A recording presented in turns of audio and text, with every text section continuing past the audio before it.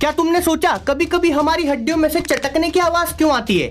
ये पट पट पट पट पटाखे क्यों फूटते हैं? तो देखो, हमारी हड्डियों में जॉइंट्स होते हैं और इन जॉइंट्स के बीच में एक चिपचिपा गाढ़ा सा लिक्विड भरा होता है जिसे साइनोवियल फ्लूइड बोलते हैं। इस लिक्विड का काम होता है कि ये हमारी हड्डियों के मूवमेंट को स्मूथ बनाए, फ्लेक्सिबिलिटी बनाए रखे और हड्डियों को आपस में टकराने से रोके। पर होता क्या है कि जब हम फिजिकल एक्टिविटीज करते हैं या हमारी हड्डियों को खींचते हैं तो इन जॉइंट्स के बीच में जो लिक्विड है वो भी खींचेगा और इसकी वजह से उस लिक्विड में एयर बबल बन जाते हैं। तो जब ये बबल बनते हैं और फूटते हैं तब पट पट चटकने की आवाज आती है। कुछ लोग सोचते हैं कि हड्डियों को चटकाने से अर्थराइटिस हो सकता है, हड्डियां कमजोर हो सकती हैं, पर ऐसा कुछ नहीं है। बिंदास चटकाओ।